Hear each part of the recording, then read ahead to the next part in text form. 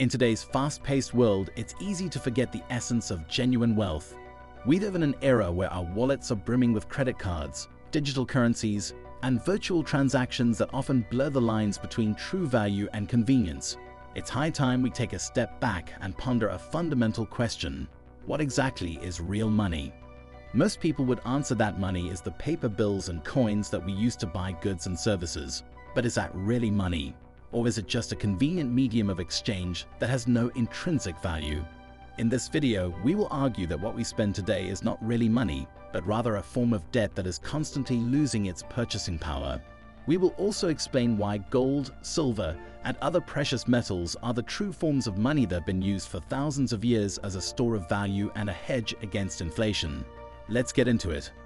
A lot of people believe that crypto and virtual money is the future of money, but this is largely false. Before we discuss what the future of money is, let us take a quick peep into the past. Throughout history, humans have held a consistent fascination with the allure of silver and gold. These precious metals have captured our imaginations and played vital roles in various aspects of human civilization. The remarkable journey of gold's significance can be traced back to as early as 4000 BC, when gold treasures were unearthed in an ancient Thracian burial site in Varna, Bulgaria. These early discoveries offered a glimpse into the timeless appeal of this precious metal. Around 3600 BC, Egyptian goldsmiths embarked on an important chapter in the history of metallurgy. They employed ingenious methods, utilizing blowpipes made from fire-resistant clay to heat smelting furnaces in their quest to separate valuable metals from gold ores. This marked the beginning of our mastery over metallurgy and precious metals.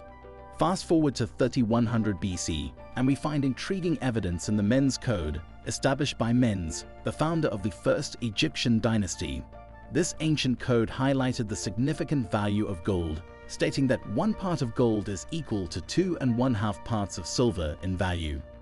This early valuation of precious metals laid the foundation for future economic systems. Around 3000 BC, silver mining operations commenced in what is now modern-day Turkey. This marked the dawn of silver's enduring role in human history. Our ancestors, recognizing the versatility of these precious metals, harnessed them in various creative ways. Silver's exceptional ductility and natural antibacterial properties make it a prized material for crafting valuable ornaments, intricate jewelry, and essential eating utensils. In the 15th and 16th centuries, as Spanish explorers ventured into the New World of Central and South America, they encountered indigenous cultures that were vastly different from their own. These diverse native peoples spoke languages unfamiliar to the European Spaniards, worshipped different deities, and led profoundly distinct daily lives.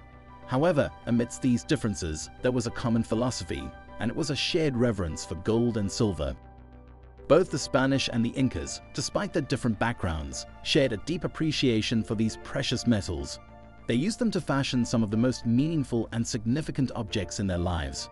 From crafting religious items used in intricate rituals to adorning themselves with exquisite jewelry and even using coins for trade, gold and silver held a universal appeal that transcended cultural divides.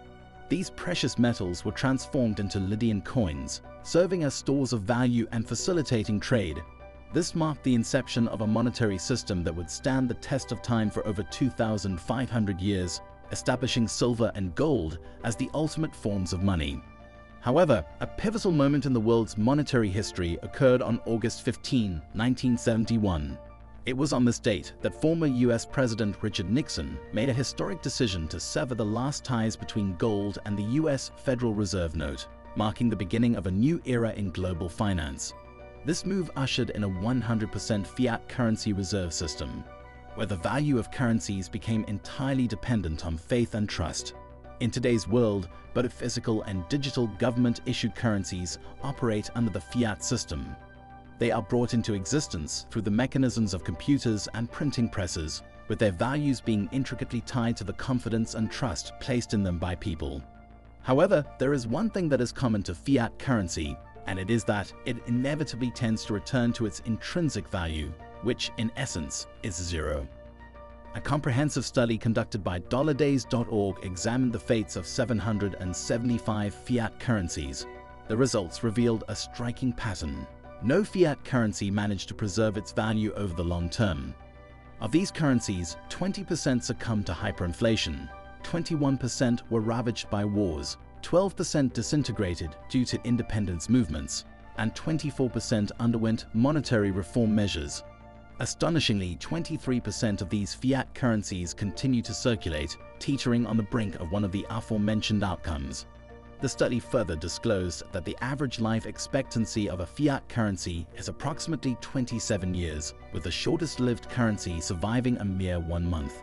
The British pound sterling, founded in 1694, is the oldest fiat currency in existence. At over 320 years of age, it must be considered one of the most highly successful fiat currencies ever. But note that the British pound didn't start out as a full-fledged fiat currency. In its early days, the British pound was defined in terms of a specific weight of silver, equating to 12 ounces. This tangible connection to precious metal served as a foundation for trust in the currency. Then, a significant change happened when Britain chose to abandon the gold standard in 1931. This move led to a dramatic drop in the pound's value, altering its trajectory significantly.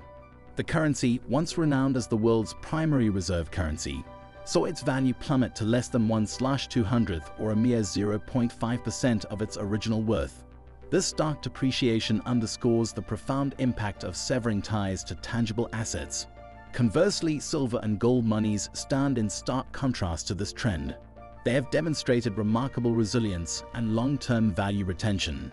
In fact, it's estimated that approximately 90 to 95% of all the physical gold ever mined remains in existence today, underscoring their enduring appeal and enduring value. From the beginning of the 21st century up to the middle of 2014, an interesting phenomenon unfolded in the world of finance. Gold, often considered a benchmark for stability, experienced an astonishing increase of 374% in its median nominal price when compared to a selection of 117 different floating fiat currencies that remained in circulation during that 14.5-year timeframe.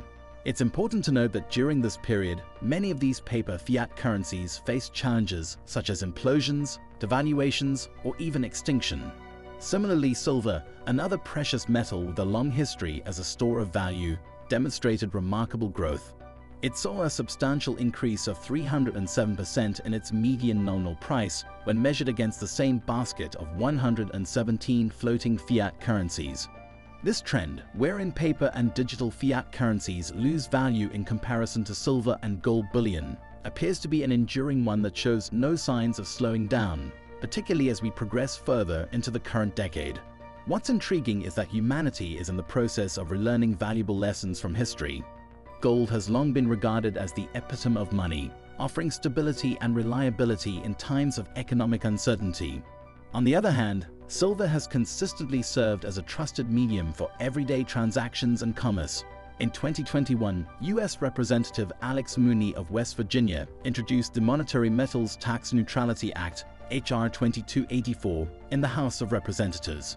This proposed legislation sought a significant shift in how gold and silver bars and coins were treated under federal taxation. The bill aimed to eliminate capital gains, losses, and any federal income calculations associated with these precious metals, effectively recognizing them as forms of currency. Currently, the Internal Revenue Service categorizes gold and silver as capital assets, subjecting them to capital gains taxes upon sale, potentially at a rate of up to 28%. The proposed bill received support from the Sound Money Defense League, an influential national public policy group advocating for gold and silver recognition as legitimate currency in the United States. Simultaneously, several states, such as Arizona, had already taken steps to acknowledge gold and silver as legal tender and had eliminated state-level capital gains taxes on these metals. This legislative landscape indicated a growing revaluation of the role of gold and silver in both federal and state monetary policies. This proves that the world is now recognizing that these metals are real money, and now might be the best time to start investing in them. What do you think about this? Let us know down in the comments section.